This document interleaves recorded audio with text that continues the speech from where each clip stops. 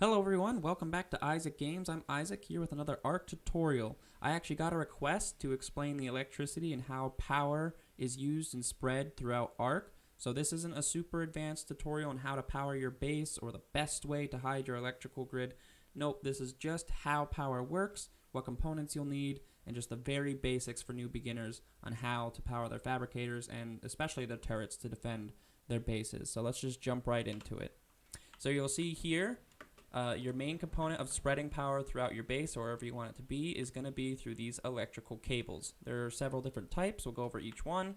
There's the electric cable intersection, which makes it so that you can have a grid going in one direction and then, you need to go to the right.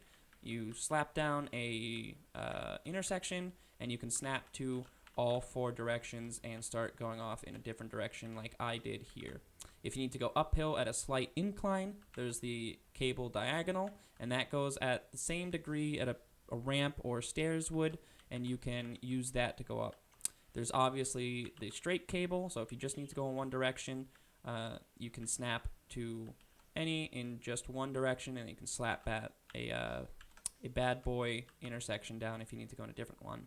And obviously, if you want to go straight up, there's the vertical electrical cable, and you'll see that it's about a third taller than a normal wall. So if you just need to go up very quickly, this is what you're going to be using. So to actually power these cables, you're going to need a power generator, and that's what this thing is right here. And a power generator is powered by gasoline. Gasoline isn't that hard to come by. It's oil and hide put in a forge for about 20 seconds, and I think it's 6 oil to 5 hide will come out with 5 gasoline. And gasoline powers your power generator, and 1 gasoline powers it for an hour. So I actually have 152 hours worth of power in this generator at this moment. So a stack of 100 gasoline is going to power your base for 4 days and 4 hours, I think is the exact. So gasoline actually lasts quite a bit of time. Gasoline used in crafting stations such as the fabricator, the industrial forge, the chemistry bench is consumed a lot faster. So 1 gasoline in those structures are only going to last 15 minutes. So that's your main power source. So we're actually going to see that this is the actual way to transfer power from your power generator through your cables, and then this is the actual thing that you're going to need. It's called the electric junction box. I just call them outlets, and that's what's actually going to spread the power from your wires to your structures.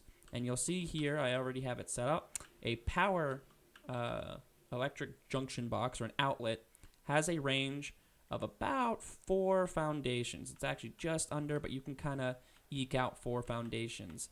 And that's in every direction. So diagonal, straight, in all 4 directions. So if this were at the center, it would also reach 4 foundations that way as well.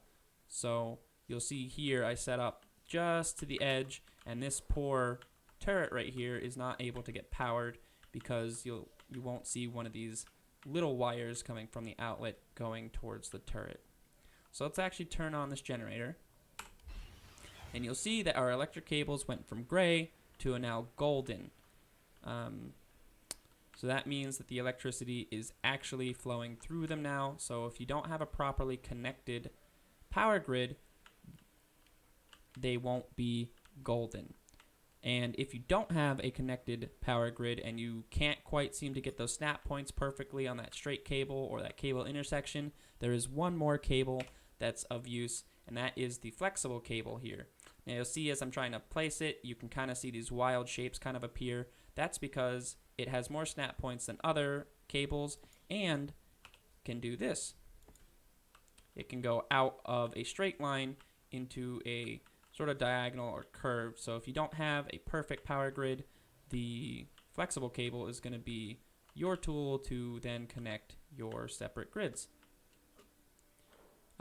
So once you have everything set up, all you need to do is then spread your power outlets to different sections. So you see here I have a couple different lamp posts set over in the corners, and obviously this poor turret right here isn't completely powered. So what you're going to do is just slap down one of these, and you'll see the wires pop out of it, and go towards everything in its range.